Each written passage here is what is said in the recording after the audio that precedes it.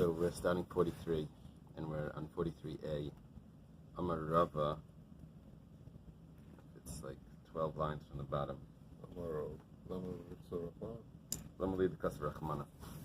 The last word on the line is Amar. So yeah, it's over there. Do you see an Amar Rava there? It's Rava says, Lamali the Kasar Rachmana, Mum Adam, Mum Kachim, Mum B'char. How come the Torah has to say a mum in these three places? By a kayan, by kachim, and then it repeats it again by the firstborn animal, which is also kachim, but it's once it gets a mum, the kayan takes it home. So we have 3 times. Why do we need to repeat it 3 times? So Gemara says stricha. Because if it would say just by an adam, shekein nisraba b'mitzvahs, I would say that it's only by an adam. Adam has all of these halachas. He's a kayan. That's why he has all of these issues. But on the animals, doesn't matter. It's just a sacrifice. So, Adam mi bechar. You read this, yeah? You have to take out the word behema. Adam mi bechar layasya. If it would have only said bechar, I wouldn't have learned Adam out of that. Shekein huatz mekarav legam mizbeach. Because the bechar is brought as an offering, but the Adam just walks around in the temple. He doesn't actually get offered on the altar. Maybe it's only by the actual sacrifice that needs to be perfect. Kachmi b'char layasi. Oh, this is very interesting. B'char is a karban, and kachim is a karban. But nevertheless, if we would only say it by b'char, shekein kedushas mirechem, I would say that no, this is born sanctified. So that's why it has all of those halachas, that it needs to be perfect. But the kachim, that got sanctified later. We understand it wasn't always holy, so it doesn't need to be. Adami kachim layasi shekein hinatzman kreven. If it would have said only kachim sacrifices, I would say 1 second. That doesn't apply to a man, because a man is not offered as a sacrifice. He's just walking around doing services, but he's not the actual sacrifice. B'char mi kachim layasi. This is interesting. Kachim is a karban. Bechar is a karban. So it says it by kachim, I would say it by bechar as well. It says, no, shekein kedushas miruba. Some of the sacrifices are kachim. So it doesn't tell me bechar is of lesser sanctity. So the Gemara now says, chadam michad layasi. You can't learn one from another. It's interesting.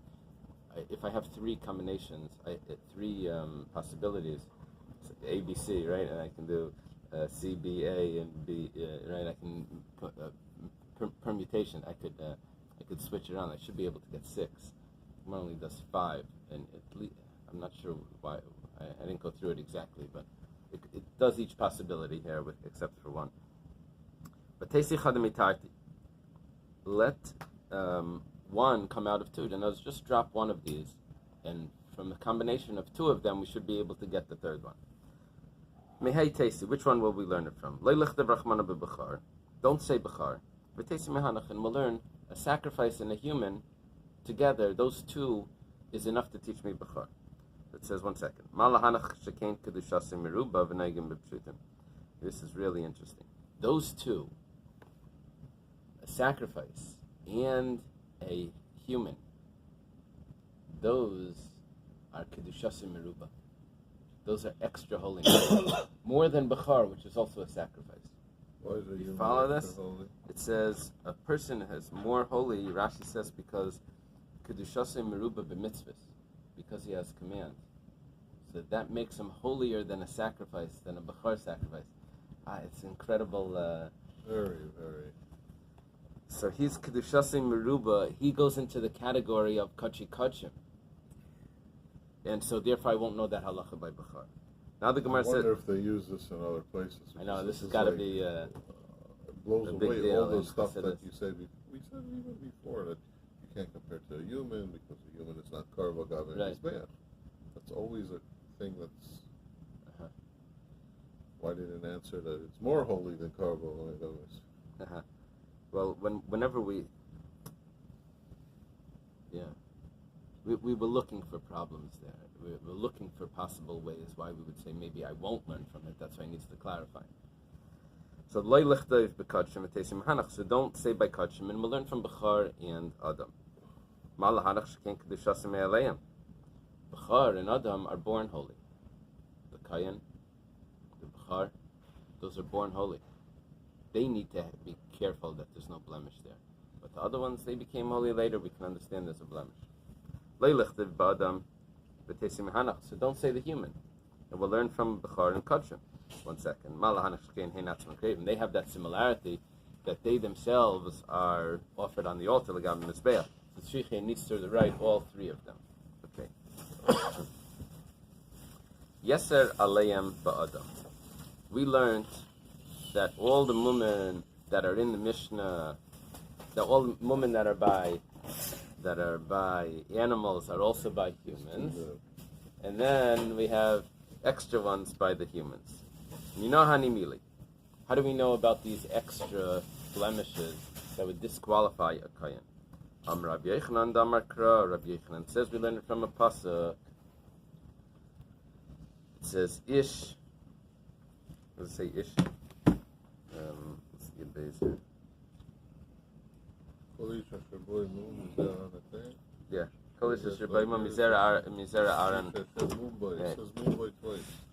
So the Gemara learns from the word Ish, Sheshava Bezari Shel Aaron. Ish Sheshava Bezari Shel Aaron. No, it says Mizera Aaron Akayan. It means it needs to be an Ish that's similar to Aaron. Okay, so good. So we have, besides for a blemish, we also have that it needs to be similar to other people's. That's the additional mumen that apply to.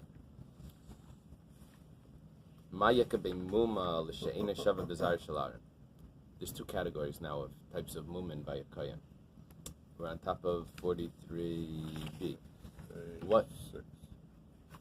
What is the difference between these two categories? I have a mum, and I have that he's dissimilar to the descendants of Aaron. The Gemara says, the difference between these two categories is the service considered acceptable? Muma, if he serves with a mum, then meichel avoda. That profanes the service. Except mumbai v'la yechalal. Yeah, mumbai v'la yechalal. If there's a mum in it, and he should not. Yeah. Is it? What's the pasuk there? Lo yechalas mikdash. Not to profane, not to make mundane the sanctuary. So, because of that juxtaposition between those two verses, so that tells me that if he does serve with a mum, it invalidates the service. But if he's just dissimilar to the other descendants of Aaron, that doesn't invalidate the service. Okay, fine. In the next Mishnah, we're going to have a case of Marasayan, where it's not really a mum, it just doesn't look right. What's the difference between the dissimilar to the other descendants of Aaron and to Marasayan? The appearance is wrong. It could be Nayasei.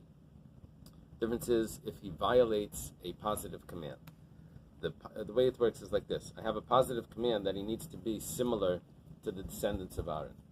This person served, and he wasn't similar. So, this is called the Lav Haba Mechlal Aseh. It's a negative command that comes out of a positive. The positive is, this is what you're supposed to do. He did not do that. So, he committed a negative command. He violated this. But it goes back because it's based on a positive command. It's considered an aseh. It's considered a positive command because the Torah told us what to do. It's understood what you're not supposed to do. So that's only by being dissimilar to the descendants of Aaron. But if it's just Marasayan, that's just rabbinic. There's no prohibition there. So we have three categories here. Mum, similar to the descendants of Aaron, and Marasayan. I'm sorry, I don't understand. What does it mean, similar to the descendants? It means that he has to look like others. It's not a real blemish. It's just genetically look. Yeah. Like a redhead. Redhead Cohen. We said. What was an example of that? Genetic. Pleasant. So dressed like a Cohen. No face. Hands. Mustache. No, I don't think that. Red hair. The shape of the head. The shape of the head went under that category. You can't have a head. If all the Kohanim had heads that are squarish. cone heads? Oh, yeah, like palm head. Kilyain, we said in the Mishnah, there were three types of heads. Kilain, Liftan, V'hamakban. Then we had some other categories there, but those are three interesting words. So Kilain means the Dame Reisha La'achla. The head is similar to a cover. La'uchla, it's really, probably Uchla Ladana. There's a Gemara that says Ki Uchla Ladana. It was an expression of like, it fits like a glove. So this was like, it fits like as appropriate as a cover to the bucket, which was like, it just fit on. But we said it was as similar, the Gemara actually was using it, that the comparison is that's the cover, that's the bucket. Like, so what's the uchla is the cover, and the cover came up in a triangle. So the head here would be like pointy on the top, and then it comes down, umbrella. Lift. Does everyone know why people have different shaped heads? No. Then because when the baby's born, the skull bones, all right, there's these what we call the suture lines, the soft spots in this. It's like floating, Australia, floating islands. It's not connected. So Shifra and Pua, right, they could mold it at that time, all right? What happens is some people, because of genetic diseases or brain growth or whatever, obviously things are pushed in different directions. However, nowadays the majority is car seats or the way they put them to sleep. It's like they push the kid always in a certain position. They flatten his head this way. If they have him lying this way, all of a sudden his head is this way. So I mean, it's just a matter of not in the several months it takes for the suture lines to fuse. Don't go and push them all on one side. So who knows what they did in those days? So it with the mistreatment, it could come out wrong. Definitely. And with nice treatment, again, Shifra and Pua, you could make it beautiful. I see sometimes kids with helmets, but is that what, The interesting majority looking helmets? reason of the helmets is because the head is not shaped right. By taking the pressure of the head, again, the head will naturally shape. You're right. That's the majority. The other kids who have helmets have it because of epilepsy, and they're worried they're going to bang their head. No, this looked like it was something to hold in, That's the majority of the kids, I believe. So the fusing of the bones is this discussion about because a child is born with over 300 bones, but then a mature adult I think only has 206 bones. So, but I think at age 13 is when they would have 248. So that's when the Torah says 248 bones. I think it's because they fuse, and right they like in the skull, and there's other places also where the bones were joined together. You accept that, shot? Well, definitely in the skull, and bones are growing in young kids. So I mean, but as far as counting, I tried it once. There was too many variations, I kept on trying to make it come to an end. I said that's not fair. Okay, so lift the dummy ratio. What does it mean, like a lifter, like a turnip? The dummy ratio ligad galida the lifter. Gad galida, I guess, is the top. The head looks like the top of a turnip, which is flat or wide, and then it comes down to a point, like a root vegetable. Tana v'tzavarei oimed be'emtza roishai. It's taught in a brisa that if the neck stands in the middle of the head, that means that it's sort of like surrounding, like it goes out equally on all sides. I think that's what it means. Makvan, if it's like a hammer, the dummy ratio la makvan, his head is similar to a hammer. I guess that means in the front and the back it's sticking out, protruding. Hammerhead. Those have the thing on the side. Those have the side. Hammerhead? Oh, here we go. Putin like that? Wow. Never knew it looked like that. Was he got a hammerhead? Yeah, look at that. I never knew that. That's really good. Wow, I didn't know Putin was Putin also was a hammerhead? That's just they photoshopped that picture. I thought you got that from the medical journal. Explains a lot. Shakut milfanav. Another thing is that if it's indented, The famous toenail. if it's indented in the front, the sekifas. This was another one. Me'achayrav. Sekifas means it protrudes in the back. That's one of those pictures. Kedamri inchi, shakal pisa. Like people say, took out a piece. Interesting, the word piece. It's pisa. And it looks like as if it's a piece removed from the head. So it looks like it's going out. Tanav tzavare shakut. We taught in a Bais if the neck is short, vishamat or narrow. Shakut, the neck is short, the chavya michva, it's totally hidden. That means that it looks like his head is directly on his shoulders. Shamut, if it's narrow, the arach vishamat, that looks like his neck is long and just and narrow, and just the head is staying on top of like a stilt. His head was so close to his shoulders that he couldn't move his head. He had to do surgery. It's complicated. Wow. Yeah. His head is like right on his shoulder.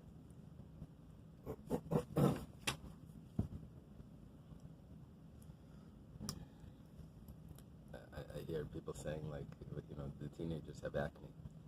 So the adults always think it's nothing. It's like, but for the teenager, it's like it's a huge issue. But meanwhile, we're learning this stuff. Okay, puts it all in perspective. Bale Chatiris. This is where they has a hump. Rabbi Yehuda, this was a machlekes, Rabbi Yehuda and the Chachamim, right? Rabbi Yehuda says it's kosher, and the Chum it's kosher. That it's not a mum, and the Chum say that it's puzzle. The Isbei if he has a bone, Kuli Amalei Pligi. No one argues that it's puzzle. In other words, if there's a bone that's growing in that hump, they'd probably have to add in ki pligi, I guess, the puzzle. Ki pligi. No, it says it in the Gemara. The less beyatzim. We're talking about when there is no bone. Mar savar re'ina shava b'zar shalan. One says it's dissimilar to the. Chataris is a giben from the Torah. The word giben. Gibeon we're going to discuss soon.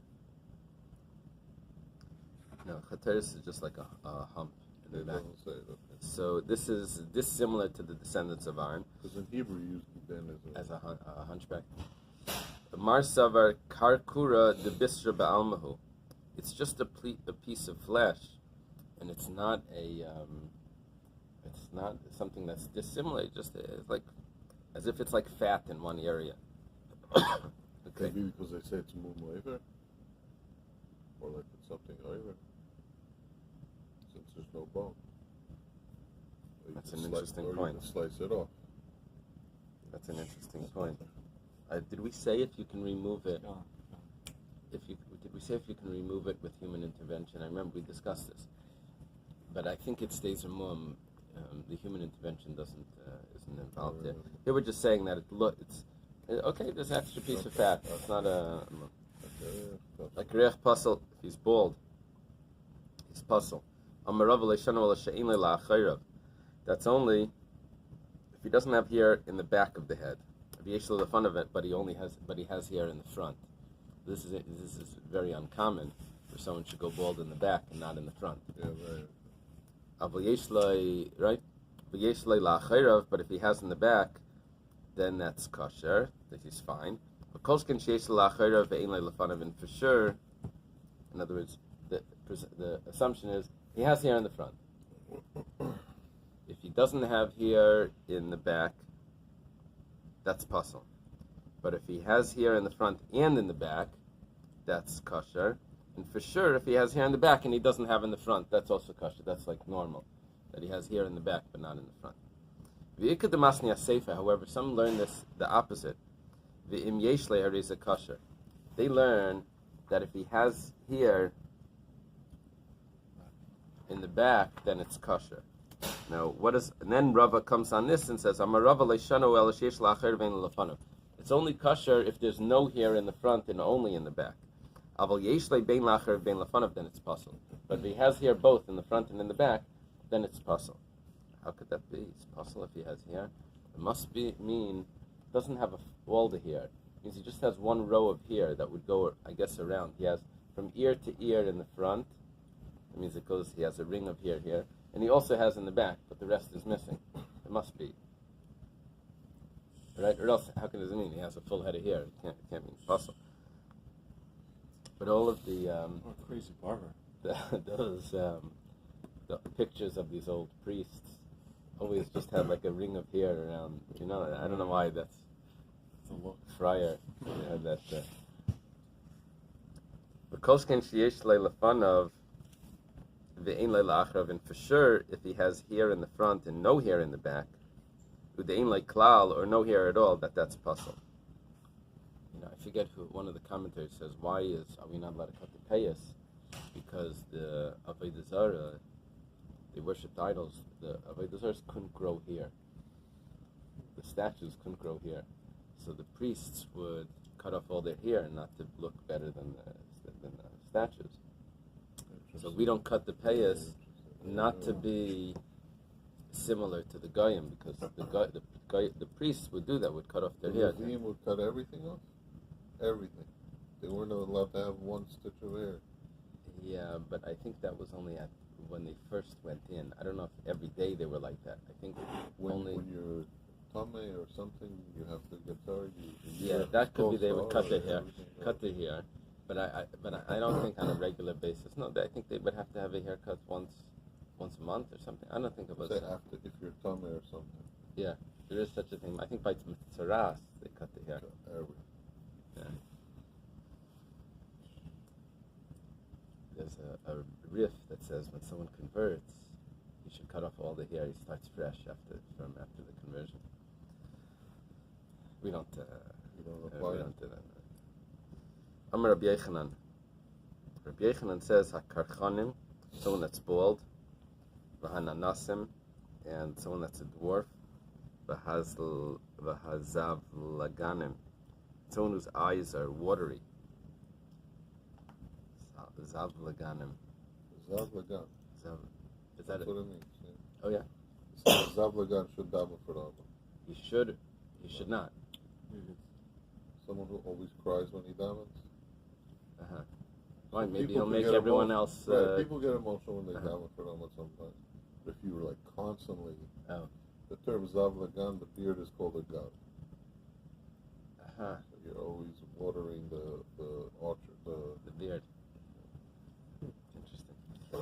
So that's puzzle. Because he's not similar to the other descendants of Aaron. These three things: bald, dwarf, or the watery eyes. Karchanim, bald, tanina. This was said by Rabbi Yochanan. Now the Gemara goes through it and says, "Look, karchanim, I know that from a Mishnah. Nenasim, the dwarf, tanina. That's also a Mishnah. So I'm looking at mitzrichale. What do I need Rabbi Yochanan here? Is just to teach me that watery eyes." Gemara now says, what's this? Ches? Vashminan zavlaganim elakulat stricha. The truth is that really, I need all of them. Ma'od detema. I could have thought mishamar sa'ayin. You see, Rabbi Yochanan added the reason for this. He didn't just give the list of three. He said all three of them are lefishay neshava b'zar shalan. I could have thought that the reason why karchanim and anasim is all because of Maras Ayin. V'ha'kol heichadik mishum Maras Ayin is sniya katani. 1 second. You could have thought that karchanim, that the bald is because of Maras Ayin, because it doesn't look right. I have Mishnayos that discuss Maras Ayin. Every case of Maras Ayin, it says clearly it's because of Maras Ayin. It doesn't leave that out. Over here it didn't say because of Maras Ayin. So obviously it's not Maras Ayin. What are you telling me, that I need Rabbi Yochanan to tell me the reason? I never would have thought that. I would have understood this without Rabbi Yochanan. Look, if the eyelashes fall out, it's puzzle. That's because of Marasayan. It says it clearly because of Marasayan. Those, it doesn't say Marasayan. It's not because of Marasayan. Gemara says no. I could have thought, it says it over there that it's Marasayan, but it applies to all the other cases. Doesn't have to say it specifically by each one. So comes along Rabbi Yochanan to tell me that it's not by that. Gemara says, 1 second. That's not true. Because every time it has a Maras Ayin case, it actually repeats the reason and says it's because of Maras Ayin. It then goes back and says if the teeth came out, that's possible because of Maras Ayin. So you see that it's if there's a Maras Ayin issue, the Mishnah would say it. Here I have issues that are puzzle, and it's not because of Maras Ayin. The Mishnah didn't say it. What's the reason? It must be because Sheina Shav Bizarre Shalar. So why do I need Rabbi Yochanan to say that? So El Lafukim Hadatanya. We're coming to explain what Rabbi Yochanan was teaching us. Rabbi Yochanan was coming to exclude something that it says in the Braisa. The Tanya Hakarchanim Bananasim Bazav Laganim Ksherim. Those three are actually kosher. Bald, dwarf, and watery eyes. V'layamru pasal el mishum marasayin. It's only pasal because of marasayin. Rabbi Yochanan is arguing on the Braisa. He's saying that it's not marasayin. It's lefi sheina shavet bezari shalar, which is more strict because that's a violation of an assay. So Rabbi Yochanan is arguing on the Braisa. Yeah. How does that work? Huh? Yeah. Any comments over there on that? How Rabbi Yochanan just avoids a Braisa? You see, we always said Rav Tanu Palik. Right. And we have sources that we say Rav can argue on a Braisa. Rav, Rabbi Yochanan, Rish Lakish, and Shmuel, they're all the same generation. But Rav seems to be a little bit older, and he's able to argue on the Braisa. He was in between. He's in the between. Kav But it turns out that Rabbi Yochanan doesn't accept that Rav Tanu Palik. And Rabbi Yochanan will argue on Rav and say that that's not correct with the Braisa or something. So Isn't the halacha with Rabbi Yochanan in those orders? I think the halacha is Machlekes Rabbi Yochanan and Rav. The halacha is like it's Rabbi Yochanan. And Rabbi Yochanan and Shmuel, the halacha is like Rabbi Yochanan. Also, the question is Rav and Shmuel and Rabbi Yochanan, how that works. But to say this seems to be a proof that Rabbi Yochanan can argue on a Braisa. Man Haitana, who is the author of this Braisa? It says Rabbi Yehudi. The Tanya, Rabbi Yehuda Aimer, Rabbi Yehuda says Hakayanim l'Rabbis Hakarchanim. When it says Hakayanim, Ba'orcha b'nei Aaron Hakayanim, that's an extra word. It says that even someone that's bald can do the service. Now, Rashi says, Al pasuk zeh mitzasiya b'teres kayanim. Ba'orcha b'nei Aaron Kayanim, he says he found this Braisa in the teres kayanim. What does Rashi mean to say? I think what he means to say is that Stam Sifra, which is teres kayanim, is Rabbi Yehuda. Stam Sifra is Rabbi Yehuda. So I think Rashi is telling me that I know it's Rabbi Yehuda because I have this anonymously written in Teres Kayanim. Teres It must Kayanim. come from Rabbi Yehuda. Yeah. It's a strange way of putting it. Okay. The Mishnah says, Ein lai givinim, if he doesn't have eyebrows, gavinim. Ein lai yela gavin echad. Gimel here. Or he only has, I have to take out oi. Take out the oi. Ein lai yela gavin echad. Zeo gibin amar batar. If he only has one eyebrow, that's the gibin that it says in the Torah. It sounds like a unibrow. Is that? Yeah. So it's not like he has one half. No, Yeah, I don't know. He has the eyebrow in the center growing. Here he says he has only one eyebrow. Yeah, but what does that looks mean? like one Does it mean on one side, or does it mean both eyebrows are connected? Oh, Rashi says, Gvinim harbish, Shnei go v'senim itzarvis, benefesh cholak ben zulazu. Yeah. Gvinim, that's the beginning. And then Logovin Echad would mean that Rashi must have a different girsa. No, says green no, and okay, 1 second, we're going to get to it. Okay. We're going to get to it. Wait to the Gemara. This is the gibbein that it says in the Torah. Rabbi Eimer shegavinim sheichman. It says that the eyebrows are falling down over the eyes, and they're... Cut your eyebrows. Right. What does that mean? It's very... Yeah, I don't know. Now, is That's an easy fix, right? Yeah, but is he talking about the skin is droopy on the eyes, that the eyes don't open? That could be. But that would be help. totally different than what the other person is saying about eyebrows. What do you think? Is it the skin, or is it the skin of Because if the... it's the hair, you just cut the Skin, they're hair. not going to mention eyebrows. Why is the Kohen going to be disqualified because he has long eyebrows? He didn't cut It's two them. different things. Eyebrows is over here, skin is eyelids. Yeah. What are they saying, the eyelashes? According to this. So Rabbi Yochanan, it says Rabbi Yochanan, when it says Rabbi Yochanan had long eyelashes, did he have long eyelashes or eyebrows? What was it? Remember Rabbi Yochanan looks at Rav Kahana, they lifted up his eyebrows, eyelashes, I don't know. It says here, It says if he according to trims Rashi and Shita Oh, it says if he trims them, he's fine? Yeah. Oh, so that's it. You just have to Why cut would it. you even have to make an opinion? Just get a haircut. Right. Get a haircut. It's like if the guy has his hair over his eyes, he's not kosher for, if he get a haircut. Rabbi Chanina ben Antignais, Omer, sheyesh le shnei gavin or shnei shidres. He comes in with the whole other story here. He has two backs, he has two spines. Wow. This is like a whole other category. Okay. Now the Gemara says, "Forgiving the Eily mashma." The Gemara asks. It says if he doesn't have eyebrows, this is a gibbein. The Gemara asks, gibbein is someone that doesn't have something? Ramino, I'll ask a contradiction. Gibbein, sheyesh le gavinim harbe. Gibbein means